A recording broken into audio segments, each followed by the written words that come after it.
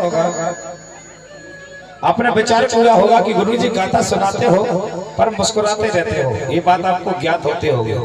मैं भी क्या करूं, मेरी मैया ने मुझे मुस्कुराते ही जन्म दी है, तो मेरी आदत है मैं कथा सुनाऊं या बात करूं, मुझे मुस्कुराने की आदत है। पर आप ये नहीं सोचना कि हमें देख के मुस्कुरा रहे, नहीं, मैं तो सबको देख के मुस्कुरा रहा हूं, मेरी आदत है। ताली बजाओ ना यार, मेरी आदत है, मेरी आदत है। मैं कथा सुनाता हूँ तो मुस्कुरा के सुनाता हूँ। मेरे लिए पूरी बहन बेटी पूरा परिवार है, मुझे कोई इसमें इतराज नहीं। मैं कहाँ बैठा हूँ, परिवार में बैठा हूँ। अगर मैं बात चर्चा का विषय बना है तो स्वाभाविक बात है, अगर मैं क्रोध होकर कथा सुनाऊंगा तो आप भी क्रोधित हो जाओगे, इसलिए मुस्कुराते। कहते हैं ना, एक बार मुस्कुराने से फोटो अच्छी आ सकती है, तो जिंदगी भर मुस्कुराओ तो जिंदगी अच्छी क्यों नहीं हो सकती भाई? हाँ हो सकती है, मुस्कुराने वाला होना चाहिए, अच्छे मुस्कुरा, बढ़िया कार अच्छे होना चाहिए सब।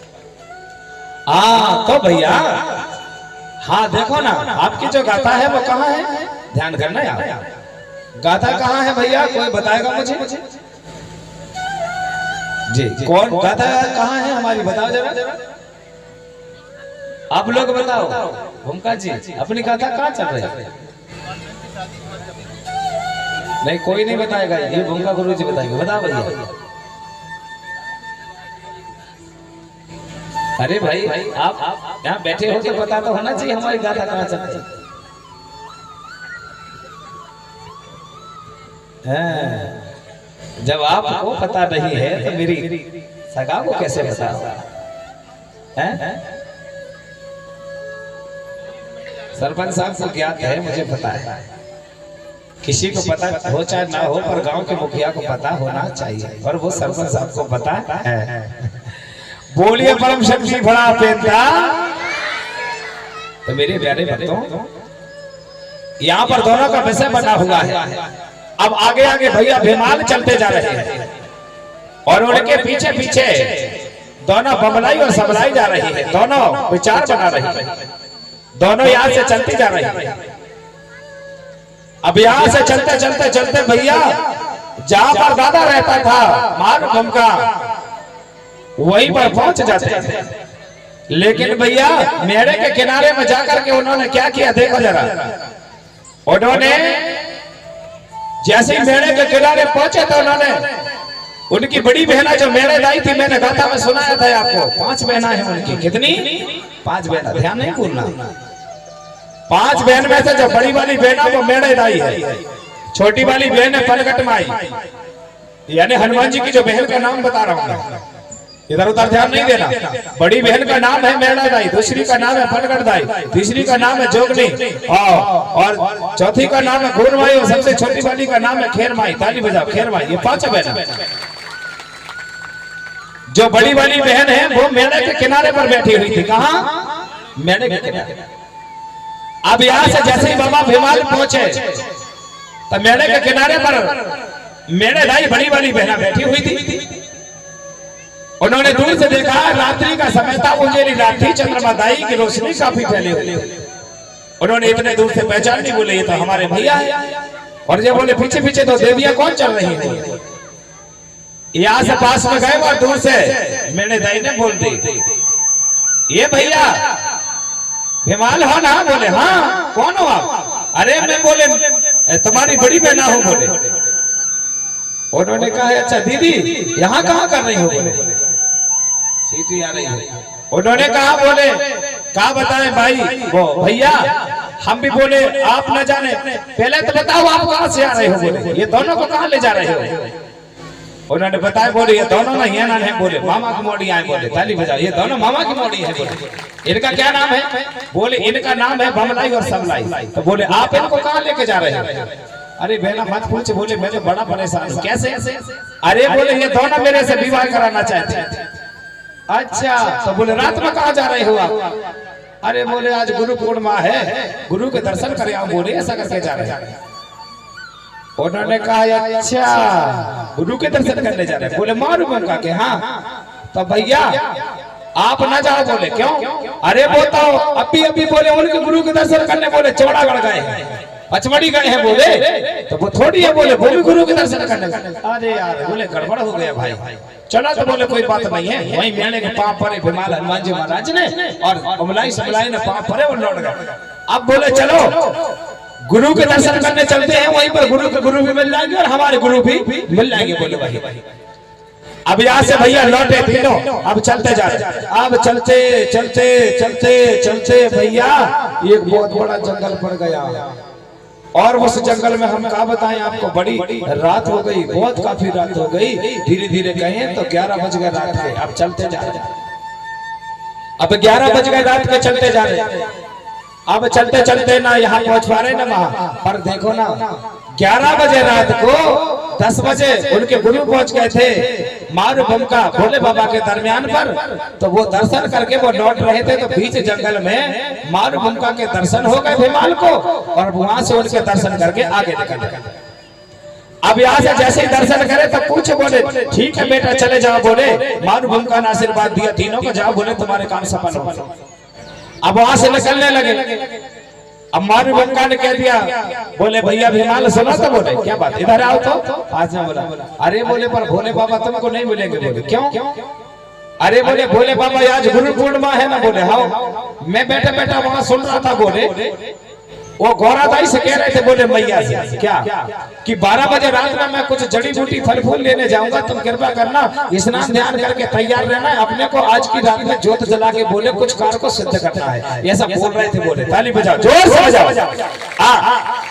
भोले बाबा ने क्या बोले, 12 बजे रात में बोले कोई कार्य सिद्ध करना है, तुम्हें स्नान ध्यान करके रहना। बोले ये बात किसको कह दी गई? दाई गौरा को कह दिया। तो गौरा दाई कहने लगे ठीक है। बोले ये सब बात चल रही थी, बोले ऐसा बता रहे हैं मारूबमका। तो बोले ठीक है कोई बात नहीं है, वो तो आई जाएंगे। बोले ना हाँ, चिंता की क्या बात है। अरे तो बोले ना जाने पर मिल रहे हैं भैया। अरे जो होगा देखा जाएगा। बोले जाने दो, हाँ आप जाओ। बोले पाँव पड़े, और पाँव पड़ के भैया बाहर से निकल गए। अब यहाँ से चलते चलते राजा, अब यहाँ से चलते चलते चलते चलते जाकर के चौरागढ़ पहुंच गए। अब यहाँ पे 11 बज के कुछ मिनट 12 बजने में थे, और ये भी पहुंच गए। अब बोले बाबा नहीं मिले। कौन नहीं मिले भैया? भीमाल को, बमलाई समलाई को भोले बाबा नहीं मिले। अब नहीं मिले तो द्वार के किनारे जाकर के आवाज दे रहे हैं। इन्होंने 2 बार चिल्लाए भीमाल ने, कोई है कि नहीं घर में? एक बार में नहीं बोले, फिर से बोले मैया कोई है? आवाज आती है अंदर से, कहने लगे कौन है भैया?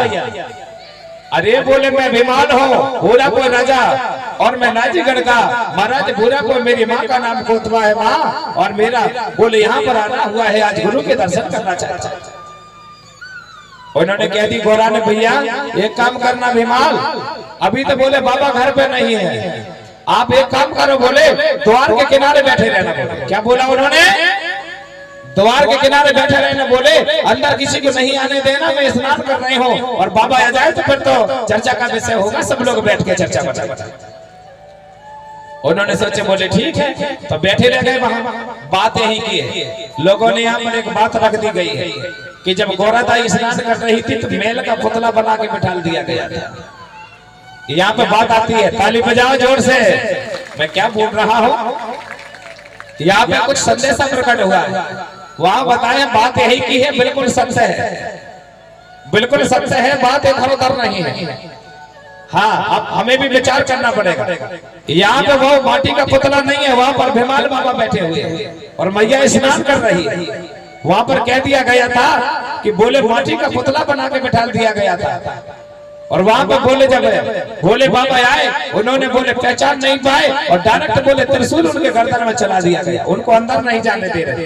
एक बात मुझे बताओ जरा, देवाती देव महादेव बाबा, जगत संसार के प्राणियों का कल्याण करने वाले भोले बाबा ने एक मेल के पुतला को नहीं पहचाना, ये बात बड़ी आश्चर्यजनक हो रही। अरे एक पुतला को नहीं पहचाना, ये बड़ी आश्चर्यजनक वाली बात है ना मरकड़े? एक मेल का पुतला नहीं पहचाना, जो जगत जानता है, चींटी मूंगी पशु पक्षी झाड़ पेड़ सबलाग झाड़ी सबको बनाने वाले देवाधिदेव महादेव बाबा ने यहाँ पर बात बता दी गई है कि उन्होंने एक पुतला को नहीं पहचाना, और क्रोध में आकर उन्होंने गर्दन में त्रिशूल चला दिया। मेरे भाई बहन, आपसे एक बहुत बड़ी है बात बता रहा। भोले बाबा ने चींटी भी नहीं मारी है, चींटी भी नहीं मारी, ताली बजाओ, एक चींटी नहीं मारी। भोले बाबा इतने दयालु हैं, जिनका नाम ही बोला है, इतने बोले हैं, उन्होंने एक चींटी नहीं मारा। अब लोगों ने कह दिया गया या तो उनकी गर्दन पर त्रिशूल चला दिया जाता है। कुछ देर के बाद बताते हैं गौराई आती है, रोने लगती है, यानी पार्वती सामने आती है, रोती है और कहती है कि तुमने अगर मारा है तो जाओ जंगल में, पहले किसी में जीव मिलेगा उसका गर्दन काट के लाना, फिर यहाँ पर जोड़ देना। अरे वाह, क्या अंदरूनी बात है। बोले बाबा ने चिट्ठी नहीं मारा, क्या हाथी का गर्दन काट के लगाएगा। और एक बात और है, कोई मानव की किसी जानवर के साथ में जोड़ दिया जाए तो जोड़ेगा क्या? एक आध बार करके देखना, ऐसा हो सकता है भाई? अरे नहीं हो सकता भाई। कुछ भी बोलने से पहले 10 बार। अब तुम कहोगे गुरुजी उस समय सतयुग था, अभी कौन सा कलयुग चल रहा है? कौन सा? उस समय बोल रहे हो ना आप सतयुग है, जब खाने को दाना नहीं था, बदन ढकने को कपड़ा नहीं था, उसको आप सतयुग बोलते हो? उसको सतयुग बोलते हो? अरे सतयुग जो आज है, गलत करोगे तो गलत होगा, सही करोगे तो सही होगा। वो आपके सामने से कोई भी निकल जाए तो सेवा जोहार जरूर होगा, ताली बजाओ। ये कलयुग नहीं है। कलयुग तो उस समय था, हमारे लोगों को खाने को दाना नहीं था, झुरझुरू की रोटी खाते थे, मक्का का घोटा खाते थे, बदन ढकने को कपड़ा नहीं था, हमारी बहन बेटी भैया भतीजे साफ ऐसे घूमते थे। उस समय कलयुग था हमारे पास। अरे राजा, ऐसा समय आता था, कोई त्योहार बहुत बड़ा होता था जब पूरी मिलती थी खाने में, और एक पूरी के 4 चूका करते थे, 4 टुकड़ा करते थे एक पूरी का, और एक टुकड़ा देते थे लोगों को समय दाबने के लिए। और तुम जो चावल खाते हो ना रोज, ये चावल तो सर्व मिलता था दीपावली को। क्यों? उस समय गऊ को खिचड़ी बनाते थे, उस समय खिचड़ी में उसको खिलाए, उसी दिन हमको चावल मिलता था। नहीं तो हम थुली खाते थे, मक्का की थुली का भात खाते थे, मही खाते थे। हमारे यहाँ चावल का जो पसाया हुआ पसाई का, उसी का बेसन, उसी का टमाटर डाल के सब्जी बन जाती थी। इतनी गरीबी की स्थिति काटी है लोगों ने। आप लोगों को अब सब कुछ मिल रहा है तो आप कहते हो कलयुग लगा। तुम्हारे नयन काले हैं, तुम्हारा विचार काला है, तुम्हारे सद्बुद्धि शक्ति भूल गई है तुम्हारी। बहन को भी देखने लगे गलत नजर से, भाई को भी देखने लगे, किसी की भी बेटी हो, अरे क्या है ये, कैसा है, अरे वारे वाह, तुम्हारे नजराना बह गए हैं। अगर जिस दिन ये साफ हो जाए तो तुम्हें सतयुग दिखेगा। यही ताली बजाओ, यही सतयुग देखना चालू हो जाएगा, यही दिखेगा सतयुग। अब लोग कहते हैं कलयुग चल रहा है, कहां से कलयुग बताओ मुझे? क्या यहाँ की जगह में भी नहीं भर रही? यहाँ पर सूरज महाराज इधर से निकल रहे, अरे जहां से आ रहे हैं वहीं से आ रहे हैं। जो होता था वो सब हो रहा है। जमाना नहीं बदला है, लेकिन जवानी बदली है। आज बचपना है तो कल जवान रहोगे, फिर बुढ़ापा आएगा। ये जमाना नहीं बदलेगा दोस्त, तुम्हारे बोल चाल बदल सकती है, रहन सहन बदल गए। हमने आपको बोला था ना सुबह, बोल चाल बदल गई आपकी, भाषा बदल गई आपकी, रहन सहन सब बदल गए। हम क्या बताएं आपको? एक और मैंने शायद रोज बोलता हूँ, अभी भी बोलो। अब तो लोग बाजारों से फटे वाला कपड़ा लाते हैं, मैं रोज बोलता हूँ, लाते ना जीन्स फटा पूरा। पहले के लोग फटे वाला कपड़े को फेंक देते थे, चलो समय के हिसाब से फटे कपड़ा फेंक देते। अब तो लोग बताओ बेटा, ऐसा हो रहा है कि नहीं हो रहा है? बताओ राजा भैया, हो रहा है कि नहीं हो रहा है? फटे कपड़ा खरीद के ला रहा है जीन्स बाजार से, जीन्स वारे वारे और मैं देवियों को देखता हूँ, नहीं ऐसा नहीं कि नहीं बना, इतना बड़ा ब्लाउज बनाते हैं आज की माता, इतना, और उसमें भी कूलर लगे हुए पूरे। आप पंखा फटे यहाँ, ऐसा लग रहा है टेलर ने कपड़ा खा गया। अरे बनवाए होते बूढ़े बनवा लो ना, क्या दिक्कत है भाई? बताओ, पहले की माताएं का फूल का होता था इतना अच्छा बढ़िया फूल फुलवार, अरे दो यहाँ पे जेब होते थे, चकाचक चलते। और जब निकलती थी पता चलता था कौन राजा की बहू है, ताली बजाओ, पता चलता है। हमारे जमाने में धोतिया पहनते थे लोग, पहनते थे, मतलब जमाना, मतलब यार बताओ भैया सही से नहीं है? मतलब हम जब छोटे से धीरे धीरे बड़े बड़े हम देखते थे स्वयं सेवी माताओं को, उनका फूल का होता था बढ़िया, कमर में ये कंकना, एक देवी पहनती है अभी यही, वो क्या पहनते हैं वो पाँव में? कड़ी, हाँ वो ढोकला टाइप का ऐसा, वो पाँव ऐसा पहले, अरे अच्छा लगता था भाई, लगता था ना, कमर में, हाथ में, यहाँ इतनी बड़ी लौंग होती थी यहाँ पे। अब तो वो ऐसे लतनी सी पहनते हैं ऐसा करके, है ना? आपके राजाओं को, आप ही लोगों को नहीं कह रहा हूँ, मैं राजाओं को बता रहा हूँ। अब आप लोग देख रहे हैं, कोई साहब बाजार में गमछा डाले ना, खटन गमछा नीचे धर देते, उनके सामने ऐसे खड़े हो जाते, ऐसा होते। अरे भाई हमारी शान को तो बर्बाद ना करो। अगर कोई साहब आ जाए, पगड़ी बंधना चाहिए सिर पे, ताली बजाओ, पगड़ी होना चाहिए। ये पहचान होती है कि ये गोल्ड का बच्चा है, पगड़ी बांध के घूम रहा है। आपने देखा कि नहीं, हमारे मुस्लिम परिवार कोई आ जाए वो नहीं डरते हैं, उनकी टोपी होती है सिर पे, हाँ सिर पे टोपी बांध के जाते हैं, कहीं नहीं कोई भी। हाँ मैंने बोला था वे कभी मैं रोज बोलता हूँ आपको, वे कहीं किसी के दरबार में नहीं जाते, अपना अल्लाह माने अल्लाह। वो तो यही कहते हैं तुमने अगर पैदा किए हो तो खाना भी तुमको देना पड़ेगा, देना पड़ेगा कि नहीं। और आप लोग अरे बाबा यस यस हम तो आपसे कुछ बोले ही नहीं, इसलिए ना बोले तो ही अच्छा का सरपंच भैया। आज कहीं मैंने देखा आत्मा शांत नहीं है।